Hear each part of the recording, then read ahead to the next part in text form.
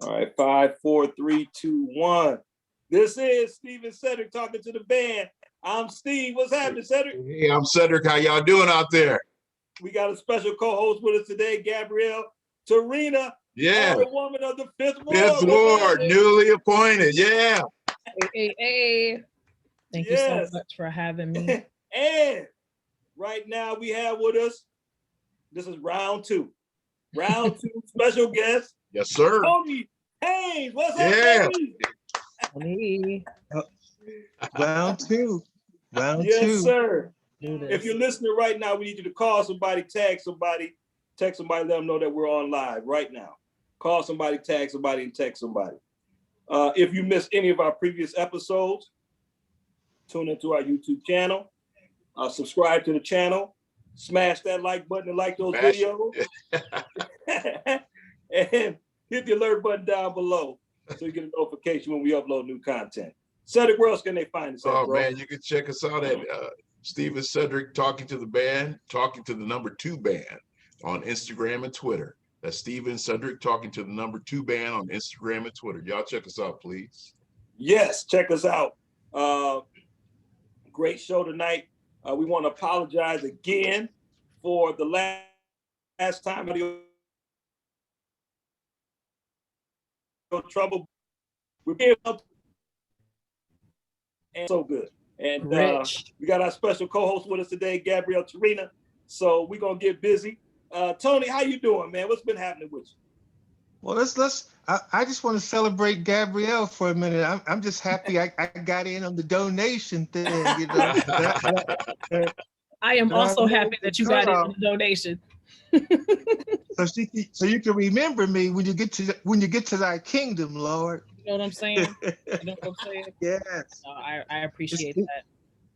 It's like getting involved with Kamala Harris early on. You know, it's like he's just like, yes. So, nice. Right. That's quite a compliment. So I want to do that first. Todo está bien, señora. Todo está bien. Thank you. Gracias. Yeah. No, I appreciate your support, and I'm just excited about the win. It honestly still feels like an out-of-body experience. You do all this work, and then when it's over, you wake up the next day like, oh, I don't have to campaign anymore. Like, it really happens. So it still doesn't feel real, but I'm excited about getting to work in the community and changing lives, and I'm ready to go. So you see, that's what I want to talk about. You manifested. You saw what you could become. Mm-hmm. It is out of body because now you're moving into the next body of work. Mm-hmm. Mm-hmm. Yeah. And then when you embody that body of work, you become the embodiment that you boldly walked into, and it's all good. Yes. Beautiful. Absolutely. Yes, man. So very proud. Thank you. Very proud. Yes. Thank you very much. Rockford's young and brightest. Yeah. We're very proud. It's no easy feat to achieve. No, it's not. People just, you make it look easy with the fun post, on Facebook, but they have no idea the pain, the drive, the determination, and the high level of focus. That's really what it was. A very high level of focus that it takes. Nobody hands you wins. You have to earn them. And I did. You did. So keep on trying till you reach your higher ground. Okay. Move on up. Absolutely. Tony, what's happening, baby? What's been going on with you, man? What's new? Man, I'm in the editing process. I wrote a book that I put aside a couple of years ago because it takes too long. And this book has 78 chapters out of 80. It's supposed to be 80 chapters. And I'm on chapter 48 of the editing, the rewrite, getting to know the characters so I can write it all the way to the end. It's wearing me out. It's wearing me out. Wow. I want to pick up a little bit with you because we didn't get a chance to hear it really clearly. But you've done some work with a lot of legendary artists. I want to revisit that question again with you. Talk to us a little bit about the experience working with them, writing. Some you work with in person, some you didn't get a chance to meet till later. Talk to us a little bit about that experience and your partnership in co-writing. Well, it's generally a nervous situation because you're nervous because these people are those people, and you're young and you're nervous. And then you realize somewhere in the middle of it that they're human. Wow. And that, they just like you are. Yeah. But you're intimidated because you want every word to be right, and they've written great songs already. They don't really need you. And at some point, you learn to just relax and do what you do. It's like, there's a song by Jeffrey Osborne called "She's on the left, she's on the right, she's in the middle of my mind." Yep. My mind. So we wrote the lyrics together, where I would do a few lines, then he would do a few lines, and vice versa. And if he didn't like something, he would change it, and I would let the change stand unless I didn't think. And then at some point you go, well, what about this? And then he'd go, yeah. And then you learn how to really collaborate and not be afraid. But this was 1989. I was 29 years old.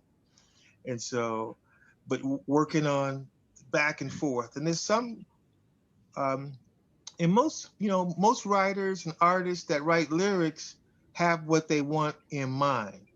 And even if they don't write lyrics and you write something they don't like it because they know. I mean, an artist really knows because they feel it. Everything in music is not just hearing, it's about how it makes you. Maya Angelou. And she says, well, how does it make you feel, baby? You may not remember what they said, baby, but how does it make you feel? That's what it is when you collaborate, because they feel it. And even if sometimes, and you guys know this, if you're recording something, and it's like Maurice White taught me this, that the note could be wrong. Somebody could be singing, they could be off key on that note, but it works because the way it makes you feel. So you can hear something and it'd be like da da da, but that da da da feeling made sense. And so in collaborating with people, it's like, what the Earth, Wind, and Fire say? Can you feel it? Can you feel it? They never say, can you hear us? Can you hear us? It's always, can you feel it? Feel me, feel it. And you always have, it's about that feeling. And actually my TV right now is on one of my favorite shows. I muted it, which is Ancient Aliens on the History Channel. I can watch Ancient Aliens till I die every day. And they're talking about communicating with the divine, with communicating with extraterrestrials, where you can't really do it in words. Everything is a feeling, it's telekinesis, it's telepathy. And that's what writing songs are collaborating with somebody is. It's how you feel, and music has the natural frequencies and hertz and modulations and all those things categorize and create feelings and how you feel. Feelings, nothing more than feelings. Trying to forget my feelings of love. Everything is feel. And even when you're playing by ear, you're actually playing by feel, so, and that's really what collaboration is how do you, how you feel each other out to get to that point of harmony in what you're creating. And this is before you even get to storytelling. Wow. So when you're writing and telling these stories, I know a lot of times when we talk to artists who write, they hear the music and they're putting lyrics to the music. I mean, how does that work for you? Are you involved at all with the music when you're writing, or you have some type of idea or melody in your mind that you're writing to? If it's a project that I'm driving, I'll have the lyrics, and I'll have the melody, kind of what I'm thinking, and I'll have the vibe, and I might be able to play some of it, because I don't always want to play piano. I'd rather the person who can just play more chords, do their thing. Mm-hmm. But I work in a way that you can hear what I'm trying to do. So I'll sing it and give you the phrasing, and then you'll do your thing. But that's on projects that I'm doing, like if it's a musical or if it's a television theme or whatever that is, or whatever I'm doing. But if a person comes to me with a track, I generally want a melody. I don't want them to play it on an instrument. I want to hear a voice, because a melody with an instrument doesn't have the nuances that a voice has. The voice and the melody for me is a foreign language. So I take a melody and I interpret it into English based on how the sounds and intonations feel. Because you might like, sing me a melody, sing me like sing me a line or something. Cedric. Anybody. I have no clue what a line is or what song to sing. There you go. There you go. Over rainbow, yeah. But don't put words to it. Just the sound.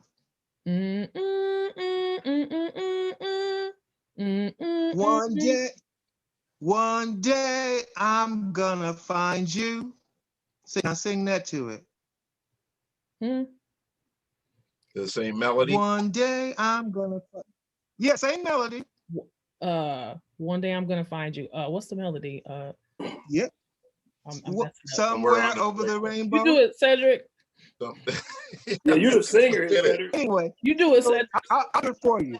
I'll do it for you. Right. Someday over the rainbow. That's 7 syllables. So somewhere over the rainbow. So one day I'm gonna find you. 7 syllables, but the words fall on the melody the same. Gotcha. Where you got one somewhere over the rainbow. One day I'm gonna find you. It's matching the vibration of the melody in the 7 syllables. So I count syllables, and I write them on a sheet of paper to the left.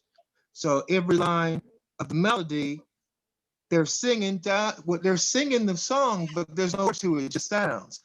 And the sounds, I give the numbers on the side, so I know how the inflections fall. Because even if it's 7 syllables, the word might not match, because the inflections where the word is tomorrow is 3 syllables, but so is algebra. And algebra doesn't sing like tomorrow. Algebra, they don't sing together the same way. So it's matching the tonality and the way it falls on the melody, and then sound of the melody. Somewhere, oh, da, da, da, da. So you know it's air, it's the words air word, but rain, so it's the sound to where the melody actually writes the lyrics itself. What I do is I interpret it to match it, the feeling of what's intended by the music. And that's how I write lyrics. Let me cut in here and ask you a question. You mentioned storytellers. Can you learn how to be a good storyteller, or is a good storyteller born to be a good storyteller? No, it's both. Everybody learns how to be a good storyteller. You may not be able to learn how to have your own style, because a lot of the great storytellers, that's a good question. A lot of the great storytellers didn't go to school, and a lot of the great storytellers did, but everybody kind of writes the same when they take the same kind of classes and study from the same people. So a great storyteller takes a story and makes it his or her own in a way. It's like when you watch a Quentin Tarantino movie and you look at the script and you look at how he told the story, it stands out. Or if you look at Woody Allen's story, it stands out. Or if you look at a Prince lyric or melody or story, it's a certain vibe as opposed to a Lenny Kravitz. So everybody has and that's called your voice. Everybody has a voice. So you learn the basic structure, you learn whatever the rules are, and then you now create your voice, and you go off into some other realm that creativity takes you to when you unhitch your foot to the shackles of what it's supposed to be, because this is how it is, and you free your mind to explore what it can be. And if enough people like it, then you're on to something. Harry Potter. Mm. Wow. Yeah, I want to take you back to 1982. You were 22 then, and you you got hooked up with Al McKay and Earth, Wind and Fire, and were you already established as a songwriter, a lyricist, and arranger then? No, man. No. How did you I get was that 22, hookup? you know. A gentleman named Lowell Henry. I was in the mall talking to somebody. I guess I was 20 at the time, and he heard me talking about I want to be a songwriter. And he comes over and he says, "You want to be a songwriter?" And I still talk to Lowell Henry to this day. And he's like, "Well, I can take you to Berry Gordy." And so he took me to Berry Gordy's son, which is actually Berry Gordy the fourth, because Berry Gordy Jr. is actually Berry Gordy the third, but he goes by Berry Gordy Jr. because father is Berry Gordy. It's like Berry. So Berry Gordy the fourth, Lowell introduced me to. And then from there, I met his ex-wife who knew Al, and then I met Al, and then and then things kept going. But I was just a brother from Compton at the Carson Mall, and brother walks to me and says, I hit you there. And he wasn't lying. Wow. Man. Whoa. Wow. That's amazing. That's Yes. amazing. Yes. Tony, what projects are you most proud of? And I'm most proud of? Most of them, actually. I won't say which ones I'm ashamed of or proud of, but I you know what though, I have to say, I'm gonna say what's coming to mind, because it's some songs on it that we're doing. Would be the Karen White Ritual of Love album. Mm. Oh yeah, that Jimmy Jam and Terry Lewis produced. Mm-hmm. Because I wrote with my boy Laney Stewart, Zach Harmon, and Christopher Troy, but I also got to write with Jimmy Jam and Terry Lewis, and I co-wrote 6 songs on there, and Benny Medina was the A&R person. Wow. And we did Minneapolis, so I got to go to Minneapolis. But and then Terry Lewis liked me so much, he says, "Hey man, here's melody from Sounds of Blackness. I like how you write. I want you to write the lyrics."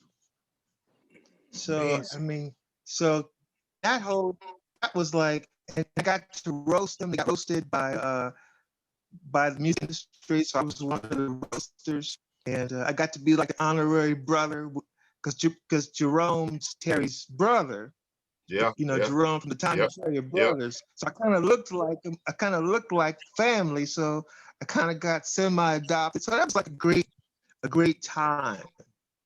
And it's like the whole album to work on. And I knew Karen since she was 18, because her first song that she co-wrote got recorded. I wrote lyrics, and Robert Brooks wrote the music, and Karen wrote the melody. It's the song of Stephanie Mills, "Automatic Passion is what I'm going through." That she sang. I ain't singing it, right? But and so I knew her long before anybody, even before they knew her. So she's like my sister. Wow.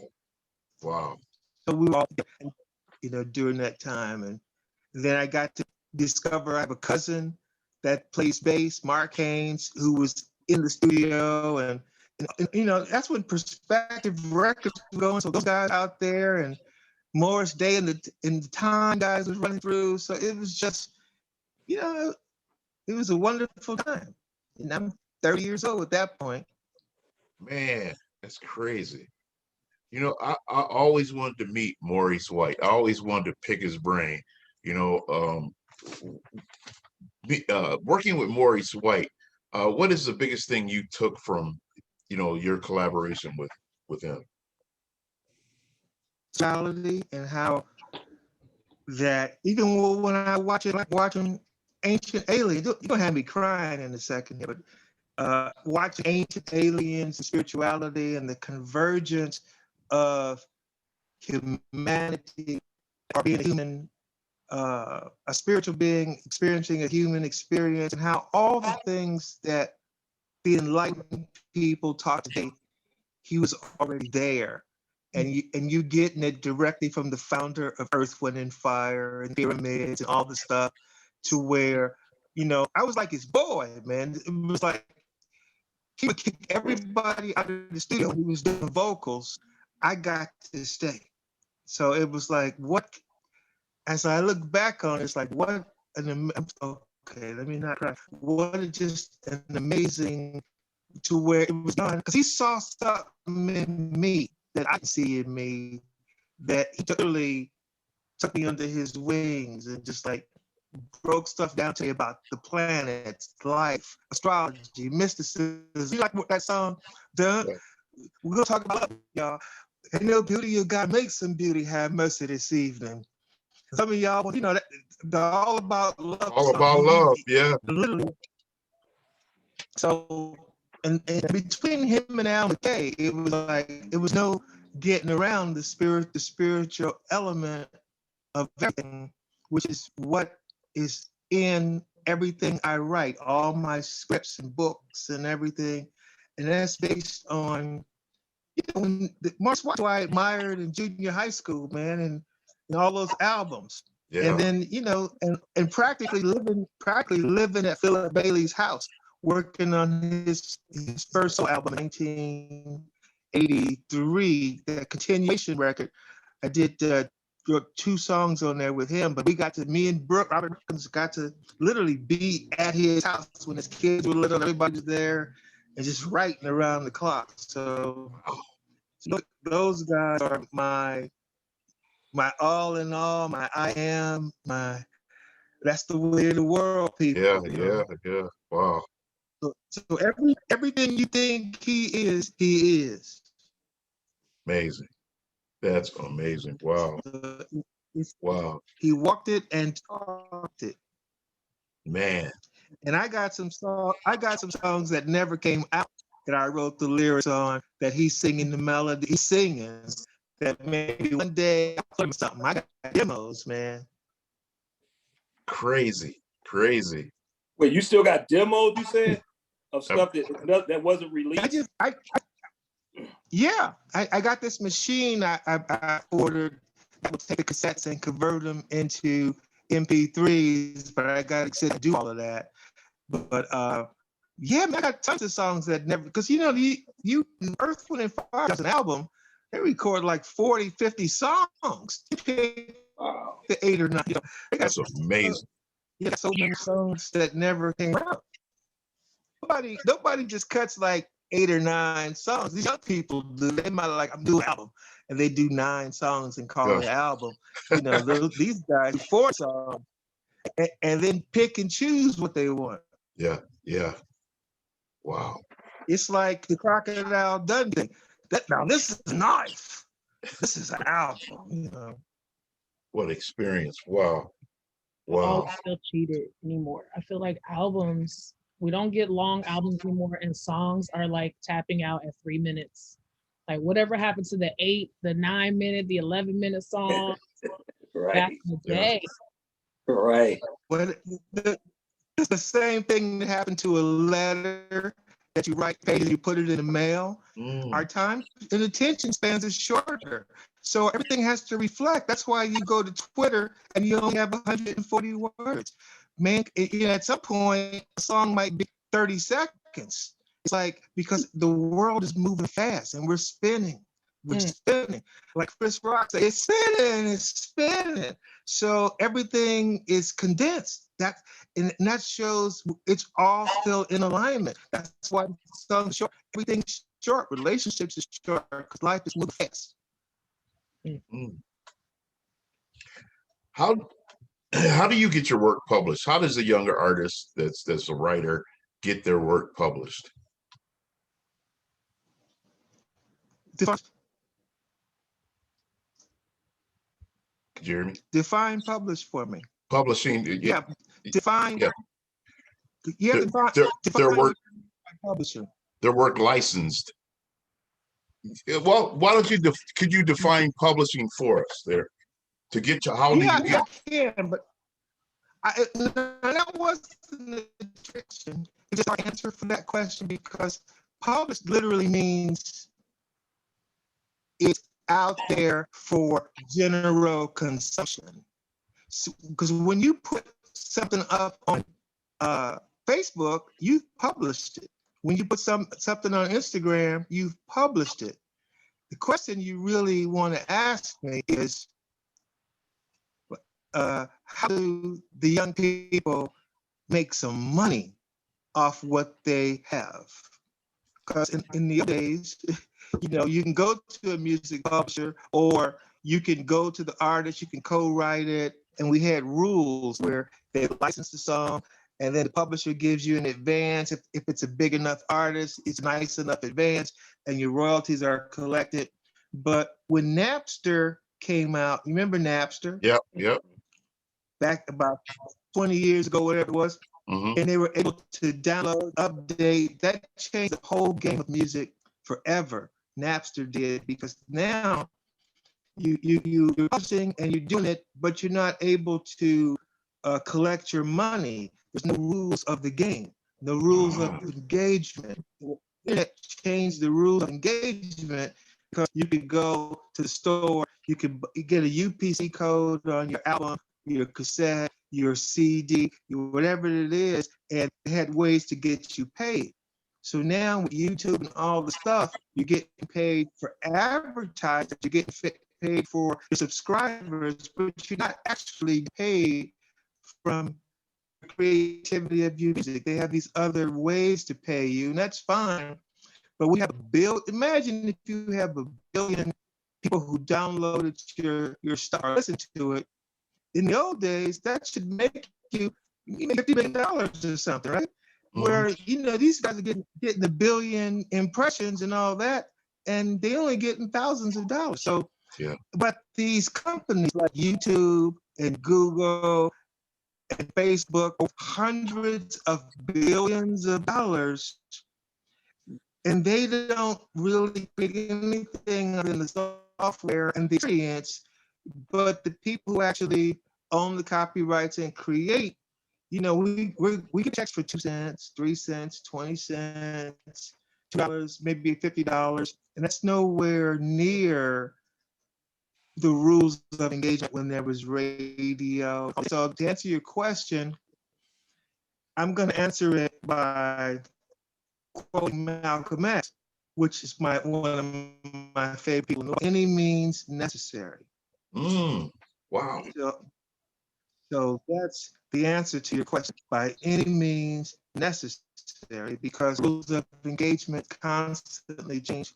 And now with COVID-19, artists not able to go on tour and make live money, the rules of the game change. But guess what? Now another internet company, now which we are on right now, Zoom. Yeah. They're in charge of the money from revenue generated from Zoom meetings, Zoom concerts. And this, again, is society moving fast, and we're trying to keep up. And the music industry now has to change the rules of engagement for everybody, and because it's still like an industry, and an industry is really a group of companies that come together in the same structure. All of that. So in the music industry, but they've all bought each other, has to figure out how to create the rules that are equal that everybody gets paid. So again, to answer your question, by any means necessary. Again, to go back to what Gabrielle said, it's moving too fast. So how could you send your loved one a romantic letter in the mail when before you could fax it, you could email it. Now you have to text it because now you need to get it to them instantaneously. Right now, yeah.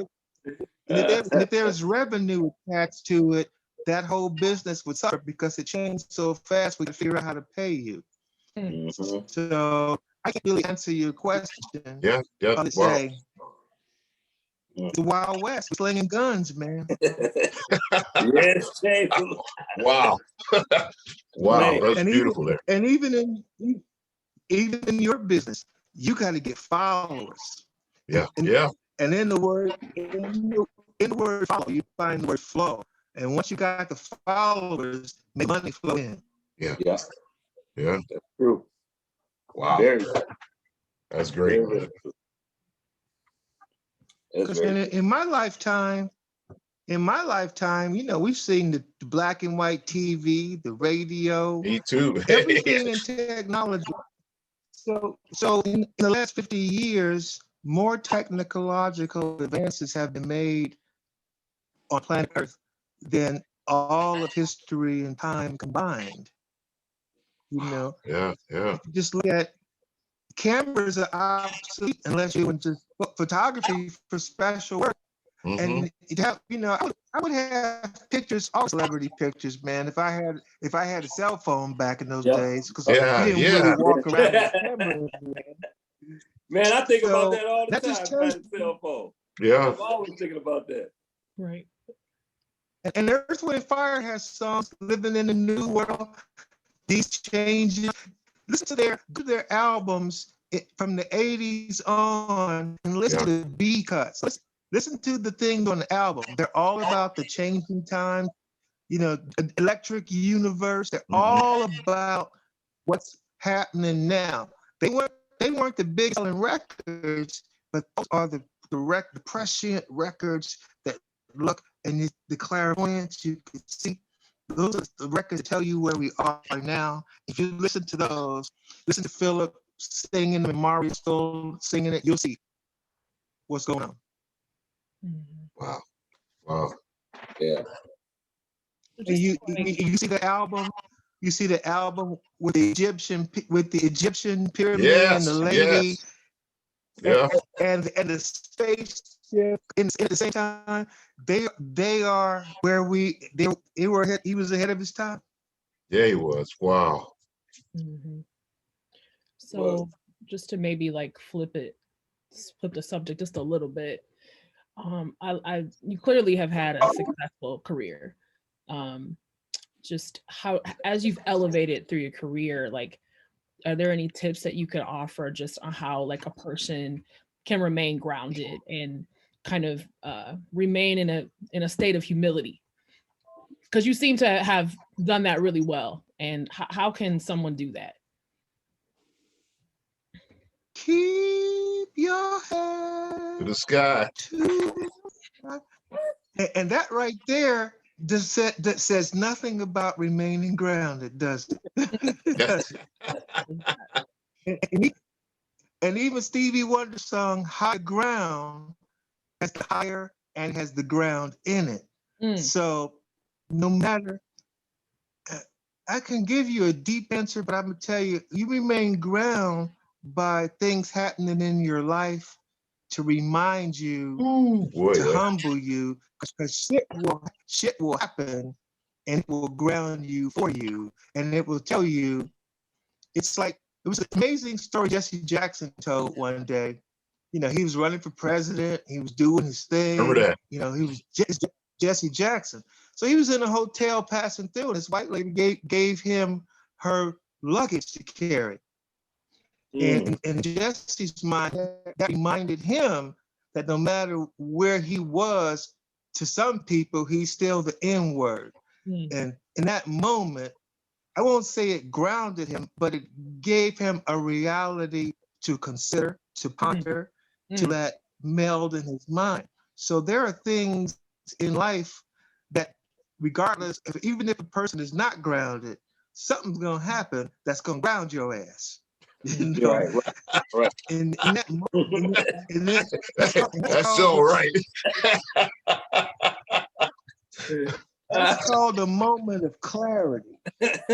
In that moment of clarity, and the Christians right sing it all the time. They say, knock me down, but I got back up. So they was grounded. Knock me down, but I got back up. So whatever knocked him down, which means I'm grounded, you know. And in the word grounded, you take the G off, and it's called the G God. But take the G off of grounded, it gets you well rounded. Yeah, that's Put the good. G back on, that ground you. And the last two letters of grounded is ED, which is the education. You can fall into the ground to get well-rounded, to become who you gotta be. And in the word grounded, you find the word God, G-O-D, which is God spelled backwards is the dogma or the I am that grounds you, makes you well-rounded, and keeps you getting that G in your life, the original OG. Yeah, That's what grounded is. Yeah. That's good stuff. That's good stuff. That's all off the top of my head, so that's just me just messing with the word. Beautiful. Do you feel like you've made like any mistakes, Tony, in your every day, your career, every day? Okay. I have effed up royally in life, and everybody, and it's really a cool thing to F up, because if you're a spiritual being in the physical format, a spiritual being never F's up. But if you want to experience humanity, you're going to F up. Man. You're going to learn something about it. The key is to not dwell in it. Because people spend years of therapy on something they could fix with a thought. You know, and they join all these groups of people who have the same problem, and they're trying to fix the problem, but they perpetuate the problem by talking about the problem, and it's still there. And they have more fun talking about the problem, and it becomes the key to their whole life. Wow. When a thought changes your life. Where it says, Nike says, think differently, what they mean is you are what you think, you are what you eat, you are your thoughts. So in the word thought, you find the word hug at the end. If you drop the T and take the last three letters, it's ugh. Like it's like ugh, but it's also a hug. You can wrap yourself around and lose yourself in that thought. And in the word thought, you find the word God. So I got the thought I'm thinking about it as I lose myself in the thought. And so you, as you are, so you think that you messed up, you think it's all bad, and now law of attraction gets more of what you're thinking. That's how law of attraction works. It gives you more bad shit, it gives you more. So then you change your thoughts and you go, little by little, you go, I got this. I got this. I got this. I think I got this. And everything is how you think. It's your thought. So the thought process, sometimes you just overthink it. You just got to just go. And again, gospel music, it tells you I got a made up mind. Got made up my mind. I'm going all the way. So it's really about how you think, but also how you perceive yourself. And so, and it's like, if all we talk about is racism, then racism persists because we've given it a platform. If we all we talk about is, you know, what we're getting, and the more we talk about stuff, the more of it we get, the more racism we get. I'm not saying shove it under the rug. What I'm saying is talk about being enlightened. Talk about being a spiritual being who just happens to be Black. Talk about if my father is God and he's the king in heaven, that makes me a prince. So I don't need your telling me I'm anything. I know what I am. So nobody can tell me. Somebody tells you you ain't HIT. If you go ahead and leave them, then I guess you ain't. So it's really, and Tyler Perry says it best, it's what you answer to and what you believe. If somebody calls you a nigga, you're like, huh? Right. That's something you can laugh at. That's what you think you are deep inside, you know? Like, nigga, man, You me? Okay, whatever, man. Because when your boy calls you one, say that's my nigga, it's okay because you in your mind you go, well, he's a nigga too. And that's already like, no, he's a king. You're a king. And we're descendants of kings. If you really believe that, you could be called whatever. And it ain't. So everything is about your thought. A thought is everything. I said on January 19th, 2019, I said, I ain't gonna drink wine no more. I'm tired of drinking wine. Get my Dave Chappelle. I'm tired of drinking wine. And that was my thought. I haven't had a glass of wine since. Not one glass of wine. I didn't go to AA because I was drinking a bottle of wine every day because it was like, I liked wine. I like to write and type my little poems with wine. But I made up my mind with one thought and no wine ever since. Now I may not quit forever, but I decided that was my thought and that's it. And that's kind of really what we are, to just make up our damn mind. Black people are so brilliant. The stuff our grandparents say is the deep stuff, and that's the most spiritual stuff. Said, boy, all you gotta do is have a made-up mind, boy. Make up your damn mind. And that's spiritual. Mm-hmm. Mm. Free your mind and your ass will follow. Follow, yeah. Man, Never that's lie. That's the truth. Wow. Man, that's the truth. I'm gonna show you this book. Where's this book? Is this one of the three Where, that you wanted us to read? where's I asked about 3 books. Don't be moving too much. Yeah, right. Oh, it's in the other room. Sorry about that. But it's a book about this. It's a book about that. It's tiny. It's called The Wit and Wisdom of Black Folks. Wit and wisdom of Black folks. Wisdom. Yeah, I collect books. More time, Tony. Tony, say that one more time. The wit and wisdom of Black folks. And it's a tiny little book, but it's cute.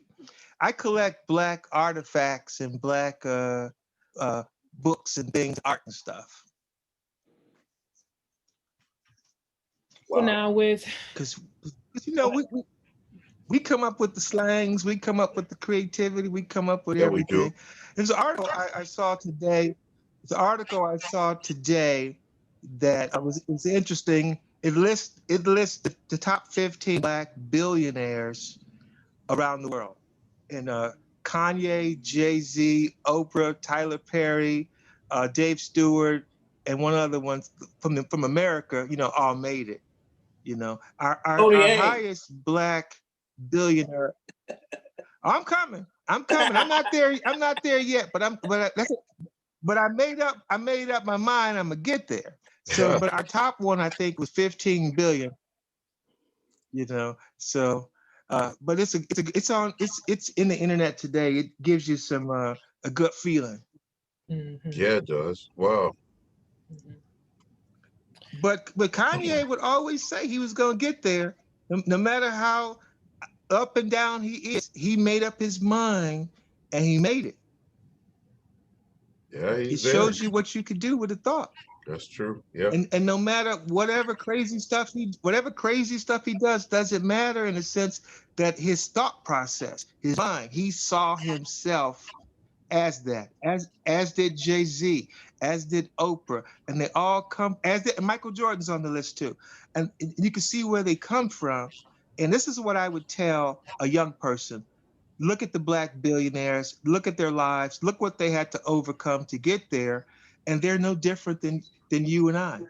Mm-hmm. Yeah. And they made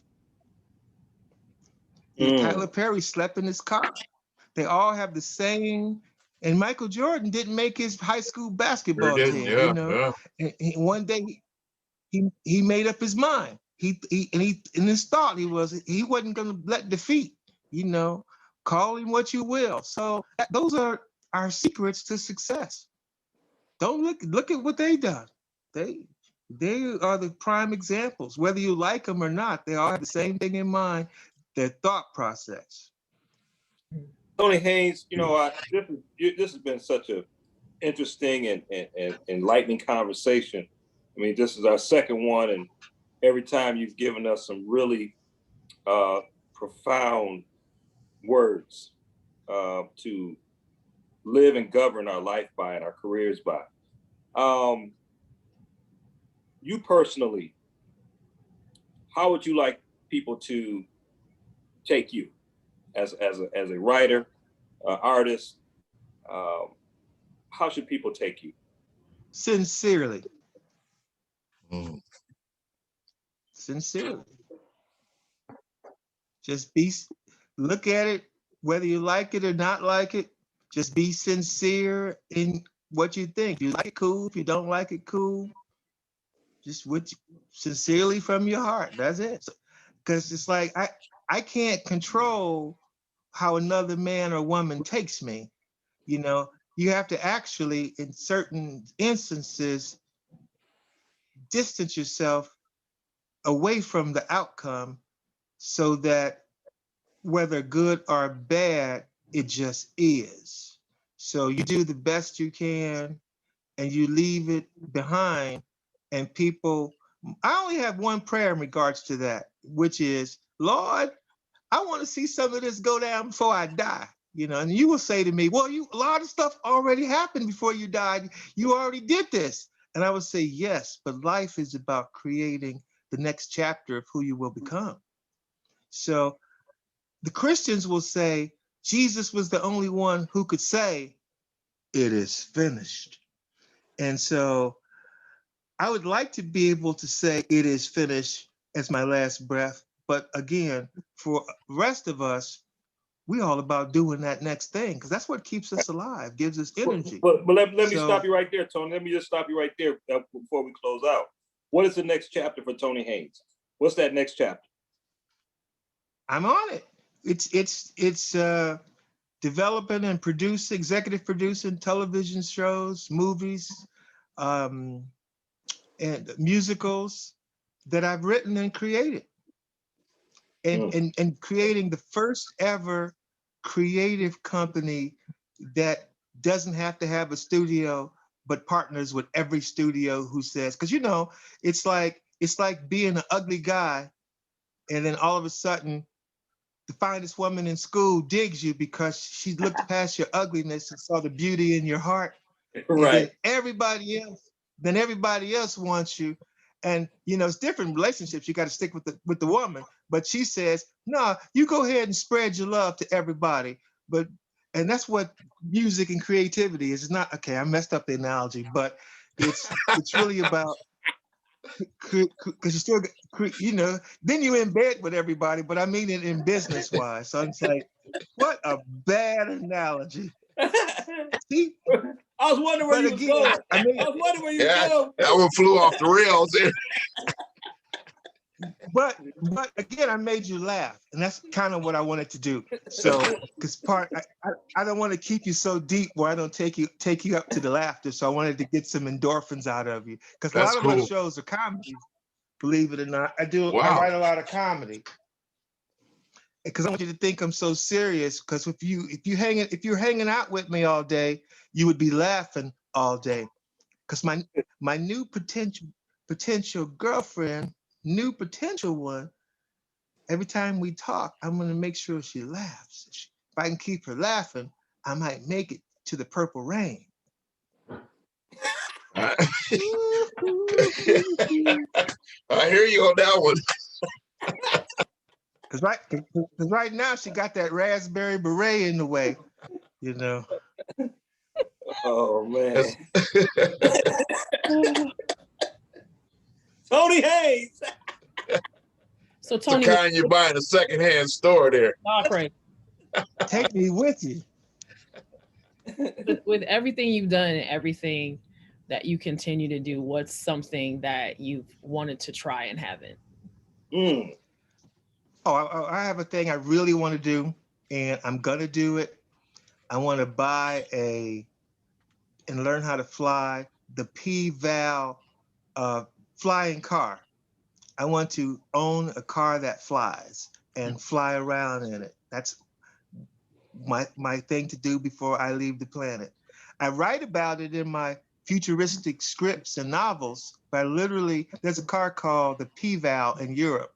And it flies. You could, you know, it's like a little car, but it's also like a little helicopter. That was like the Jetsons. It is, and that's what Google and a lot of these companies are working on now. Forget the autonomous car. I'm gonna drive my car, but I want to be able to live long enough to fly. Because I have a recurring dream, and I shouldn't be telling y'all this part, but I have this dream. I dream all the time that I'm able to fly, and maybe it means I can soar in life, or maybe it means, but I'm literally am able to spread my arms and fly, and that means a lot of different things. But I'm so fascinated. And every time I see a stealth bomber or an airplane, I just lose my mind. It's like an orgasm to me. It's like things in the air. It's just amazing how that happens. I'm blown away. So I want to fly, Gabrielle, or maybe pay for that trip to go up to the stratosphere and fly. Oh, yeah. The things you do when you got nothing else to do. Have you done it all? Right, yeah. When you become a billionaire, you'll be able to do those things. You can fly before that. I ain't waiting on that. You can go as a 100 air or a $50 air if you say the right thing, tell the right story. Money ain't gonna stop you.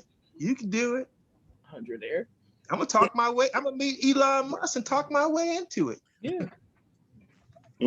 See, I made up my mind. No. Wow. This has been an amazing conversation. This has. Yeah, it's an amazing conversation, Tony. Man, it's been wonderful meeting you and having the privilege and the honor to have a conversation with you like this. So we're very grateful and humbled that you would open yourself up. We're not a really big show. We're trying to get there.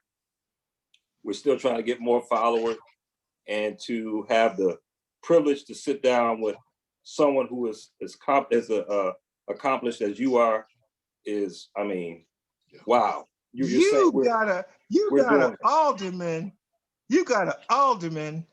who you probably helped get elected from your show. You got a big show, dude.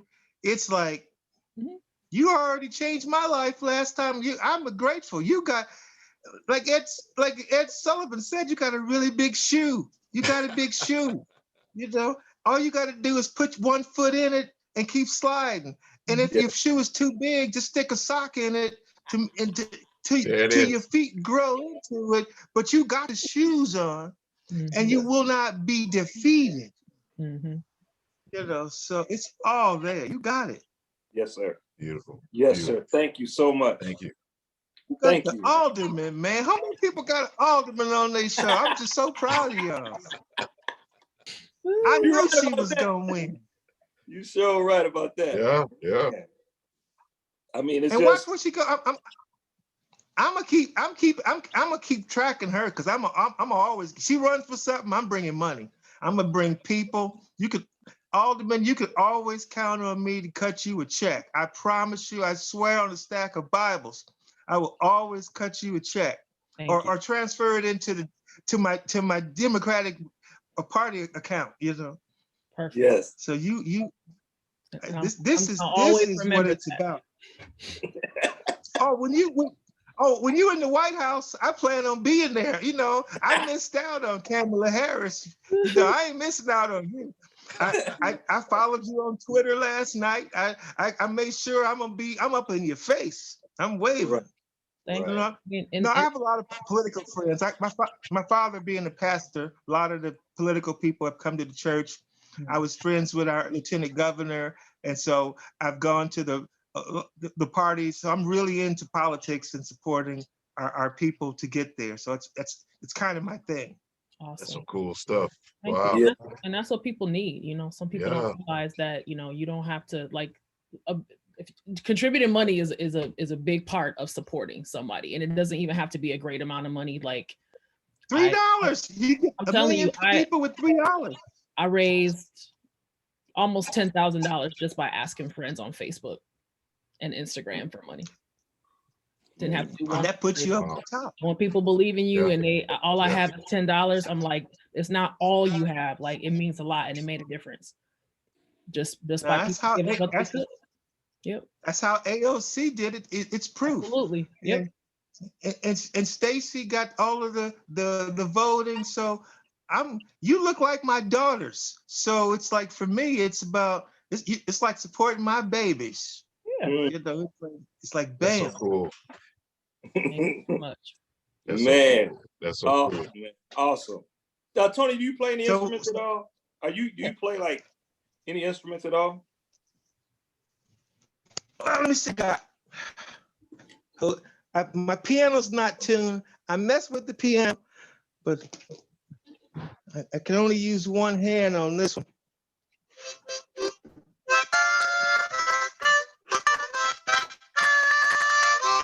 Get the harmonica going there. Yeah. That's all the blues you get. I hear you. It's a feeling. I go into the coffee shop, play my harmonic, and order my coffee. Nice. Nice, man. I'm what you call a character. You definitely are. Well, we got to get together again because we wanted to have you back on with some of the artists that you work with. Yeah. You know, that's something I would like to have you on with, an artist that you work closely with, writing for or producing in some capacity. It would be nice to have you back on with an artist. Let's do that. Let's do that. And let's also maybe do some stuff as our alderman gets going, leverage some of that into some programs for some of the kids where you are. If there's anything we could do to help your constituency and what you're doing, all of that too. So yeah, I'm good with that. That'll work. That'll work. We can figure out. Gabrielle's got a lot of them. She got some children in her ward. A lot. Definitely. Yeah, you know, and at some point, maybe come out there and do some stuff, you know, with the alderman and with you guys, because now, be great.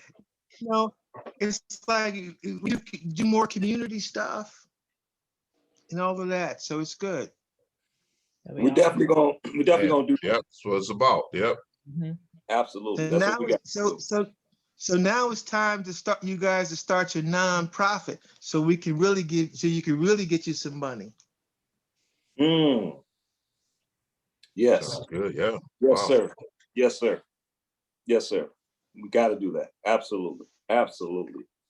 Well, Tony, it's been a blast, man. It's been great, man. Man, it's been good. Thank you so much, brothers. Well, yeah, thank you. I'm gonna go cook something now. Y'all, you give me a workout. Now I'm hungry. I got to go cook. You were tired. Now you're hungry, huh? Yeah. Gabrielle, did you have anything else you want to add before we sign off? I don't. Just again, thank you so much for your continued support. No, thank you. I'm a huge fan of yours. I'm just like, I know you, so I'm excited. She's a politician now, Tony. I had to really work her to get her back on the show. Oh, I had to put the phone calls in, text her, had to work her to get her back on now. A lot of red tape now. So good. And that's the beauty of it. That's a great thing. That's good. That means she's important. So, and that's part of the energy. And so, and her people called your people. So that's elevated. That's how you know if it's easy to get to, something wrong. So that's good. Come on. I'm not a politician. I'm a community organizer. Yeah, she is. Nice. That's cool. That's just a synonym for politician. Basically. But it has a kinder connotation.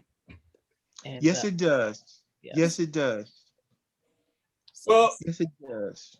Cedric, what you got, baby? What you got? I have nothing else. It's been a great show. Thank you, Tony. Thank you, Gabrielle. We appreciate it. And we'll see you guys again soon. Yes, well, thank you. Thank everybody. God bless you. Yes, sir. Well, thank everybody for tuning in. Hope you enjoyed this conversation. We'll be back on March 6th with a great guest. So make sure you stay tuned in. Tony, man, enjoy that beautiful weather in California, man. Well, I'm California dreaming, brother. on such a beautiful day. Yes, sir. That's all I got, Cedric. Peace out. I'm out of here, baby. Later.